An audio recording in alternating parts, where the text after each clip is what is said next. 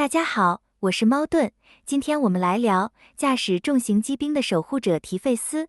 提费斯的天赋迟暮位置会让提费斯获得战略领域的能力，这是提费斯的招牌技能，也是他最大的价值所在。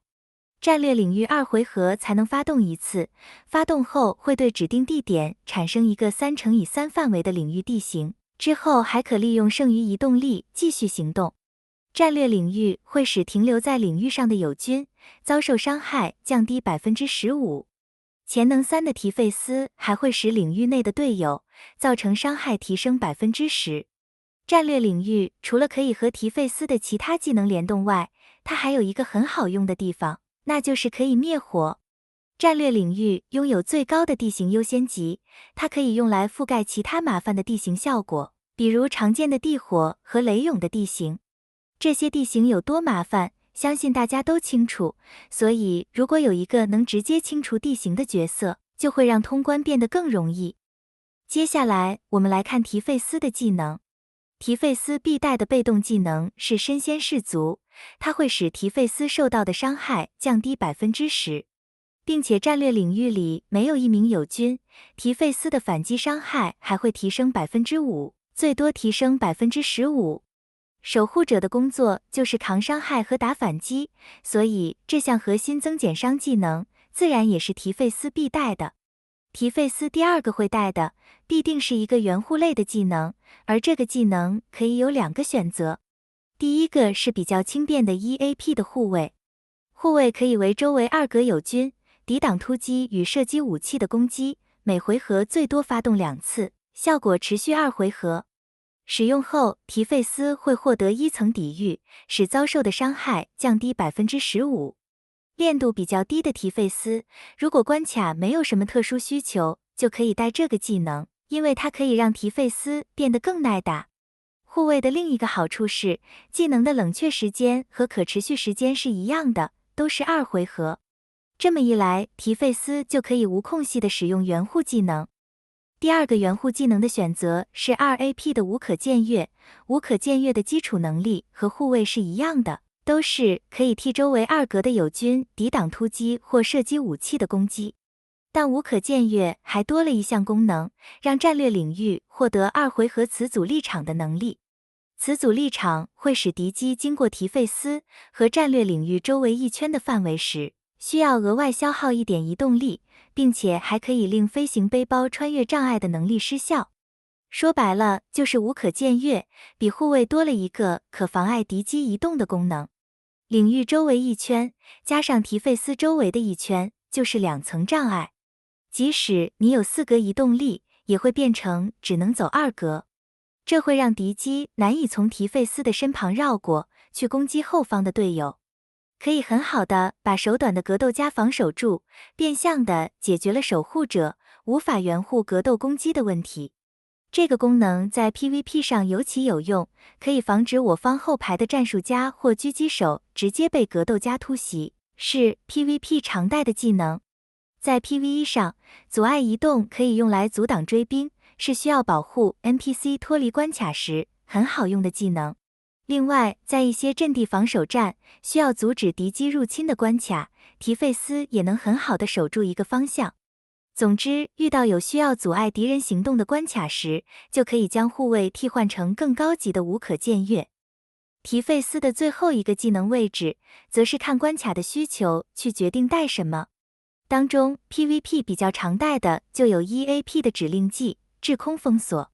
它可以指定一名敌机对它施加制空封锁，使其战术武器无法对处于战略领域的我方机兵造成伤害，行动结束后就会移除。制空封锁在 PVP 的用处会大于 PVE， 因为它可以用来封锁艾琳的火箭或奈奥米的导弹，战术价值极高。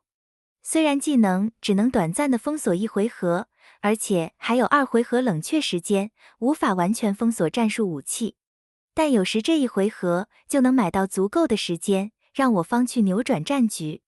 在 PVE 上，制空封锁也可以用来解那些不被战术武器攻击之类的成就。唯一比较可惜的就是技能只能免伤，却不能免疫攻击所附带的减益效果，不然制空封锁的价值就会更高了。接着是2个 PVE 比较常用的控场技能，如果要对单，就带3AP 的机动截击。技能会对单个目标造成 1.15 倍的伤害，并使目标移动力减1。若目标处于战略领域内，还会额外施加武器阻碍，让目标在1回合内只能使用普通攻击。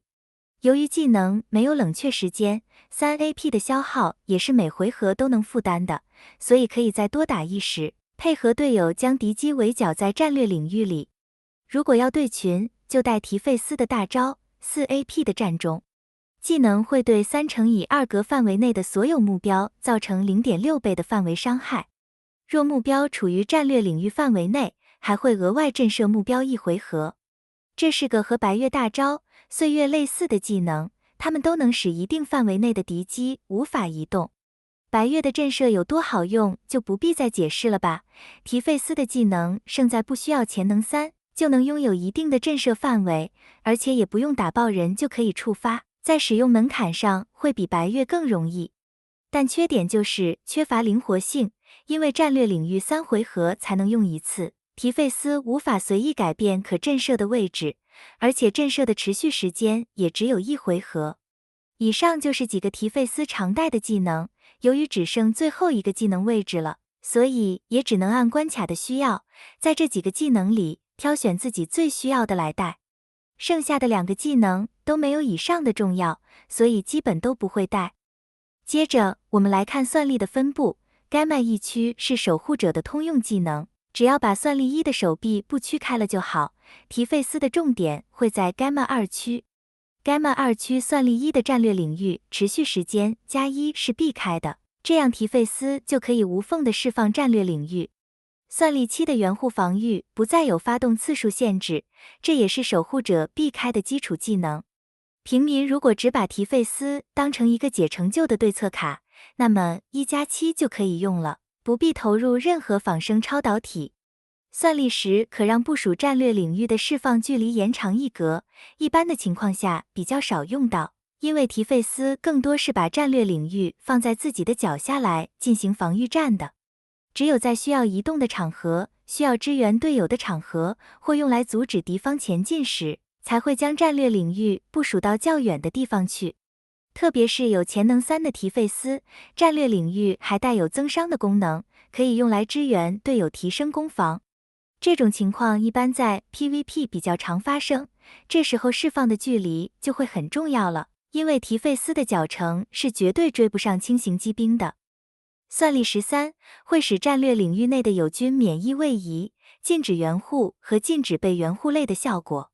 这个效果现在还不是那么重要，可以等之后有需要才开。禁止援护类的技能可以在未来的 PVP 上用来防希尔维亚。至于免疫位移的效果，在 14-6 会有需要占格子的关卡，当中会有能直接把你撞飞，然后强占位置的敌机。如果有免疫位移的提费斯，就可以轻松防住一路。算力16会使战略领域结束时，对领域及其周围1圈范围内敌机的所有部位造成 15% 的固定伤害。由于生效的时间太长，加上不可控的因素太多，所以用处不大，没必要开。对于不打 PVP， 只是拿提费斯来解成就或特定关卡的，只要1+7就足够了。至于想拿提费斯来打 PVP 的，可以逐步开到1+13。红色芯片拿突击，黄色突击命中或暴击都可，蓝色重型抗爆。提费斯的机兵拦住时，主模块锐棱框架会让提费斯在处于人翼有方的地形效果时，造成的伤害提升 15%， 遭受的伤害降低 15%。这非常符合提费斯的战法，因为提费斯就是站在自己的战略领域里去为队友扛伤害的。另外，人翼有方地形效果其实也包括了艾琳和惠梨莎的地火在内，所以锐棱框架也很适合拆来给惠梨莎使用。拱卫模组同样是个能提供增减伤的模组。当周围2格内的友军大于等于2时，伤害会提升 9%， 遭受伤害则会降低 8%。满级还会有光环效果，使周围2格的其他队友伤害提升 5%， 遭受伤害降低 5%。拦住时的效果简单又实用，可以提升提费斯的防御和反击的能力，也可以用来提升周围队友的增减伤，与提费斯的匹配度非常高。整体来说，拦住时是一台值得抽取的机兵，尤其是想用来打 PVP 的玩家就建议下手。但如果资源不够，只拿提费斯来解成就的，也可以不抽。如果不抽，就拿守护者的机兵，比如吉尔莱斯或戴亚斯来代替就好。模组方面，普通的可以用成伤模组加护甲模组，高级一点的，注重防御就用吉尔莱斯的液态维修套组，注重输出就用戴亚斯的狂怒单元。要奇葩一点的，就用塔纳托斯的恒温模组。塔纳托斯的恒温模组会在主动攻击命中目标大于等于3个时，战后恢复1 AP。满级的每回合都可发动效果，这么一来，提费斯就有足够的 AP， 可以每回合都释放4 AP 的大招战中，来震慑战略领域里的3个敌人。当然，这个前提是领域里必须要有3个敌人才行，属于特殊玩法。背包可以使用强化背包援护。最后来说说提费斯的抽取建议，如果你还没有练守护者，那么提费斯将会是一个很好的选择。提费斯不是最坦的守护者，但他却是拥有最多防御手段的守护者，能防的防空防撞，还能限制对手的移动力。其实单凭战略领域能覆盖地形的能力，提费斯就已经有抽取的价值。在麻烦的地形效果面前，有没有提费斯完全是2个关卡。一些和地形相关的成就，比如讨伐中的不被地火烧到2次，有提费斯就可以轻松解决。如果资源不是真的那么吃紧的，我会建议至少抽一只拿来当对策卡。如果有打算玩 PVP 的，也可以抽个潜能3的提费斯来增加输出。毕竟提费斯用的是机枪，练度高的机枪，输出能力还是会有一定保证的。最后就是台服也在进行的深度推演，也会需要到提费斯。深度推演会在未来进行改版，35层后就会进入无限推演。无限推演会需要玩家来守护指挥中心，同时应对一波又一波的敌人，这完全就是提费斯的主战场啊！好了，今天的视频就分享到这里，感谢大家的收看，我们下期再见。